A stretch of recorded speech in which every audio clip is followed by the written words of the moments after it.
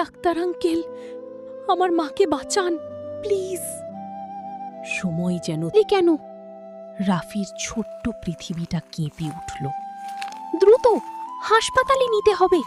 তুমি উঠো, আমি ভালো ছেলে হব।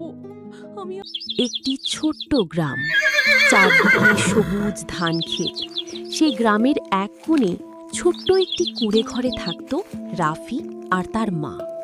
রাফির পৃথিবী বলতে শুধু একজন মানুষ, তার মা। রাফি, উঠো বাবা, সূর্য উঠে গেছে। মা, আর একটু ঘুমাই না প্লিজ।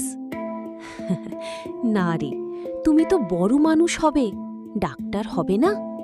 হ্যাঁ মা, আমি ডাক্তার হব, তোমার জন্য বড় বাড়ি বানাবো।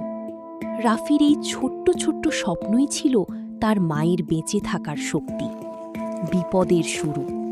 একদিন দুপুরে হঠাৎ রাফি, মাথাটা খুব ঘুরছে। মা, তুমি বসো, আমি পানি এনে দিচ্ছি।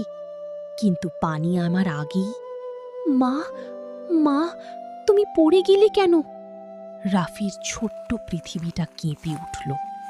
দ্রুত হাসপাতালে নিতে হবে। হাসপাতালের সাদা দেয়াল, রাফির চোখে শুধু ভয় আর অশ্রু। আমরা চেষ্টা করছি, তুমি বাইরে অপেক্ষা করো।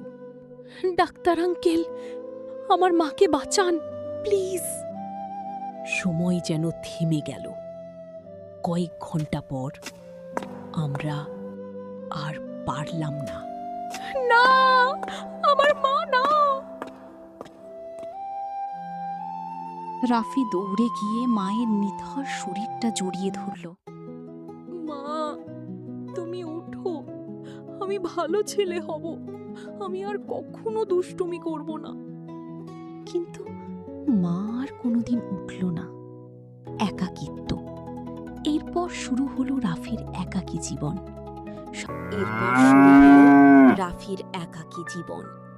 সকালে কেউ ডাকে না, রাতে কেউ গল্প বলে না। মা, তুমি কোথায়? আমি একা হয়ে গেছি। একদিন রাফি মায়ের পুরনো ট্রাঙ্ক খুলল। ভেতরে একটা চিঠি। আমার রাফি, যদি আমি না থাকি তুমি কাঁদবে না, তুমি শক্ত হবে, তুমি ডাক্তার হবে। এরপর থেকে রাফি বদলে গেল। সে পড়াশোনা শুরু করল, নিজে নিজে রান্না শিখল। মা, আমি হাল ছাড়ব না। বছর কেটে গেল, বছর কেটে গেল। ছোট্ট রাফি এখন বড় হয়েছে। আজ সে একজন ডাক্তার। এই হাসপাতাল, এখানেই আমি আমার মাকে হারিয়েছিলাম। সে আকাশের দিকে তাকালো। মা, আমি পেরেছি। তুমি বলেছিলে না আমি ডাক্তার হব? হালকা বাতাস বয়ে গেল। রাফির মনে হল মা যেন তাকে আদর করছে। আমি সব সময় তোমার সাথে আছি।